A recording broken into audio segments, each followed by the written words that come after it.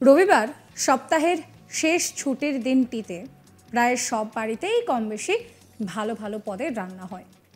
ছুটির দিনে জমিয়ে খাওয়া দাওয়া করেন প্রায় সকলেই। যাদবপুর লোকসভা কেন্দ্রের তৃণমূল প্রার্থী সায়নী ঘোষও কিন্তু তার ব্যতিক্রম নন। শনিবার 27 এপ্রিল ভোট প্রচারে বেরিয়ে বাজারের মধ্যে জনসংযোগ করার সময় হঠাৎই বাজার করতে শুরু করে দেন সায়নী। এমনকি পাঁঠার মাংসের দোকানেও লাইন দেন তিনি। যাদবপুর লোকসভা কেন্দ্রের তৃণমূল প্রার্থী সায়নী ঘোষ শনিবার বারুইপুর পশ্চিম বিধানসভা কেন্দ্রের অন্তর্গত কাছারি বাজার এবং পুরাতন বাজার এলাকায় প্রচার সারেন। এদিন বাজারে প্রচার সারতে সারতে কখনো মাছের দোকান থেকে তেলাপিয়া মাছ কেনেন, তো কখনো পাঁঠার মাংসের দোকানের লম্বা লাইনে দাঁড়িয়ে মাংস কেনেন। ভোটের প্রচারের মাঝে তাকে বাজার করতেও দেখা গেল, আর আবার সেই ছবি ধরাও পড়েছে। সায়নী বলছেন যে রবিবার বাড়িতে জমিয়ে খাওয়া দাওয়া হবে, সেই কারণেই এদিন সুযোগ বুঝে বাজারটা সেরে ফেললেন। অন্যদিকে এদিন বামেদের কটাক্ষ করে সায়নী বলছেন যে লোকসভা ভোটে সেখানে কিন্তু বামেদের এই যে এককালীন যে বিরোধী তকমা সেটাও আর থাকবে না। কি বলছেন সায়নী শোনাবো। দিদি এবার আজকে বাজারে গিয়ে কি কি কিনলে? অনেক কটা মাছ কিনলে। আজকে স্পিকার সাহেব রয়েছেন আমাদের সঙ্গে। আজকে নেমন্তন্ন বাড়িতে। আজকে নেমন্তন্ন কাঁকড়া, চারাপোনা, তেলাপিয়া আর একটু কচি পাঠা। কালকে রবিবার বাবার জন্য। দিদি গতকাল সিপিএমের পক্ষ থেকে এখানে একটা বড় মিছিল বেরিয়েছিল, তাদের নেতৃত্বদের পক্ষ থেকে দাবি করা হচ্ছিল যত দিন ভোটে গিয়ে আসছে তাদের সমর্থন বাড়ছে, কি বলবেন? যত সংখ্যক মানুষ র্যালিতে ছিলেন, মিছিলে ছিলেন, তত সংখ্যক মানুষ কি সিপিএমকে ভোটটা দেবে? কারণ 2021-এ তো আমরা একটা ব্রিগেড দেখেছি, সেখানে যত সংখ্যক মানুষ ছিল তারা যদি সিপিএমকে ভোট দিত তাহলে সিপিএম এর ফলাফলটা শূন্য হতো না। আজ একটা মিছিলে হাঁটা এবং সেটাকে ভোটে ট্রান্সলেট করানো, এটা অনেক দুর্গম বিষয়। সিপিএমকে বলবো যে আগে বিধানসভাতে মুখ্য বিরোধী দল হয়ে ফেরার চেষ্টা করো, দিল্লি এখনো দূর আছে।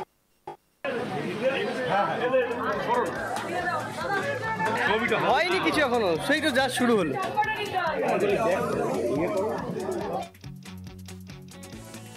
এই নিয়ে আমার কলিগ প্রসেনজিৎ সাহার একটি রিপোর্ট দেখাবো।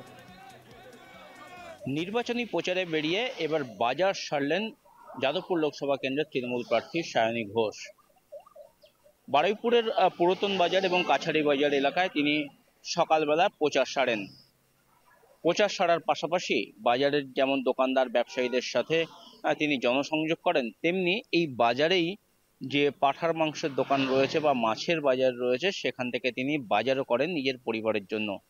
রবিবার কার্যত ছুটির দিন, এদিন একটু প্রচারের চাপ কম থাকবে, আর সেই কারণে বাড়িতে জমিয়ে পরিবারের সদস্যদের সাথে খাওয়া দাওয়া হবে। সেই কারণেই বারুইপুরের এই পুরাতন বাজার এবং কাছারি বাজার থেকে বাজার সারেন যাদবপুর লোকসভা কেন্দ্রের তৃণমূল প্রার্থী সায়নী ঘোষ। নির্বাচনের তৃণমূলের প্রার্থী তালিকা ঘোষণা হওয়ার পর থেকে প্রথম দিন থেকেই কার্যত ভোটের ময়দানে নেমে পড়েছেন এই তৃণমূল প্রার্থী। দলীয় কর্মীদের সাথে বৈঠকের পাশাপাশি যে 7টি বিধানসভা কেন্দ্র রয়েছে এই যাদবপুর লোকসভা কেন্দ্রের মধ্যে, সেই প্রত্যেকটি বিধানসভা কেন্দ্রের এলাকাতে গিয়েই সায়নী ঘোষ তিনি প্রচার সারছেন এবং কার্যত বলা ভালো অন্য যে সমস্ত তার বিরোধী দল রয়েছে, তার প্রতিদ্বন্দ্বীরা রয়েছে, তাদেরকে পেছনে ফেলে অনেকটাই প্রচারের ময়দানে এগিয়ে সায়নী ঘোষ। একদিকে যেমন তিনি জনসংযোগ করছেন, তেমনি রোড শো করছেন, পাশাপাশি কর্মীদের নিয়ে বৈঠক করছেন। আর এদিন বারুইপুর পুরাতন বাজার এবং কাছারি বাজারে তিনি আসেন স্থানীয় ব্যবসায়ীদের সাথে জনসংযোগ করতে এবং ভোটের প্রচার স্বার্থে। সাথে ছিলেন বারুইপুর পশ্চিমের বিধায়ক তথা রাজ্য বিধানসভার স্পিকার বিমান বন্দ্যোপাধ্যায়।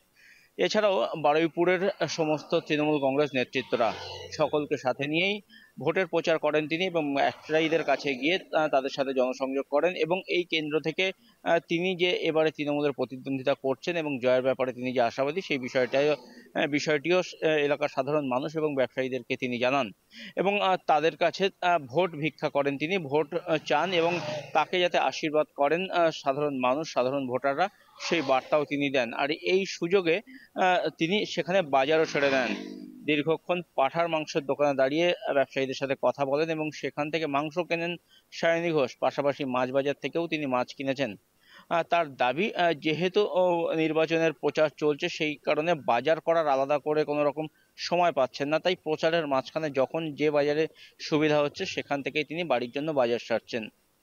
এদিকে গত শুক্রবার বারুইপুরে একটি বর্ণাঢ্য শোভাযাত্রা করে সিপিএম প্রার্থী সৃজন ভট্টাচার্য, এবং সেই শোভাযাত্রাতে কার্যত প্রচুর মানুষের সমাগম হয়েছিল।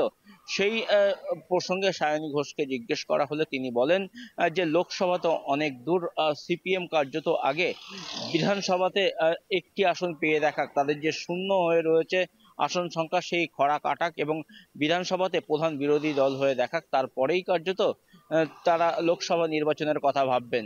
এইভাবে কিন্তু সৃজন ভট্টাচার্যকে কটাক্ষ করেছেন সায়নী ঘোষ। সব মিলিয়ে লোকসভার ভোট যত এগিয়ে আসছে যাদবপুর লোকসভা কেন্দ্র সহ দক্ষিণবঙ্গ এলাকাতে, ততই কিন্তু এখানে ভোটের যে পারদ সেটা কিন্তু বাড়তে শুরু করেছে। এবং একদিকে যেমন জনসংযোগ করছেন এই তৃণমূল প্রার্থী সহ অন্যান্য রাজনৈতিক দলের প্রার্থীরা, তেমনি কে কাকে কতটা টক্কর দিয়ে নির্বাচনী প্রচারে এগিয়ে যেতে পারেন সেই লড়াইও চলছে। আর এরই ফাঁকে প্রচারের বেরিয়ে নিজের বাড়ির বাজার ছেড়েছেন তৃণমূল প্রার্থী সায়নী ঘোষ।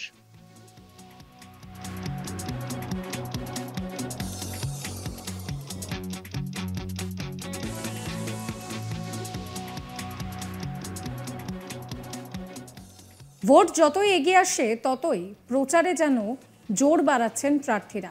তবে অন্যদের তুলনায় অনেকটাই প্রচারে এগিয়ে যাদবপুর লোকসভা কেন্দ্রের তৃণমূল প্রার্থী সায়নী ঘোষ। প্রতিদিন দুবেলা নিজের লোকসভা কেন্দ্রের কোনো না কোনো প্রান্তে গিয়ে তিনি ভোট প্রচার সারছেন।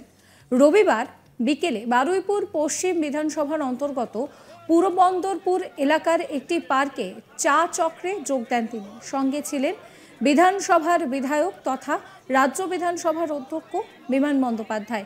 চা চক্রে যোগ দিয়ে একদিকে যেমন এলাকার মানুষের সঙ্গে জমিয়ে আড্ডা দেন তিনি, তেমনি পার্কে পথ শিশুদের সঙ্গেও খেলতে দেখা যায় তাকে। প্রার্থী সায়নী এবং বিধায়ক বিমান বন্দ্যোপাধ্যায়কে দেখা যায় বাচ্চাদেরকে দোলনায় দোল দিতে।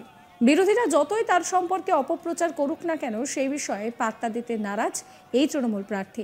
তার দাবি, বিরোধীরা যতই তার সম্পর্কে কুৎসা করুক না কেন যাদবপুরের মানুষ তাকে আশীর্বাদ করবেন। কি বলছেন সায়নী, শোনাবো। অনুভূতি পার্কে এসে চা চক্রে যোগ দিলেন, কেমন লাগছে কি বলবেন? অনুভূতি পার্কে এসে আমার অনুভূতি খুব ভালো, এবং খুব অনুভবী একজন বিধায়ক, তার পক্ষ থেকে এটা করা, তার টিম সবাই যেরকম রয়েছে, বাচ্চারা আনন্দ করছে, খুব ভালো লাগছে। অপর যারা বিরোধী আছে তারা, আপনার যে প্রার্থীরা আছে তারা আপনাদের উৎসাহ ঘটাচ্ছে এবং অন্য কথাবার্তা বলছে, কি বলবেন? কিছু করতে হবে না, ওনারা নিজেরা কথা বললে তো কেউ ওনাদের ভিডিও সাবস্ক্রাইব করবেন আজ তাক বাংলার ইউটিউব চ্যানেলকে, ফলো করতে ভুলবেন না হোয়াটসঅ্যাপ চ্যানেল।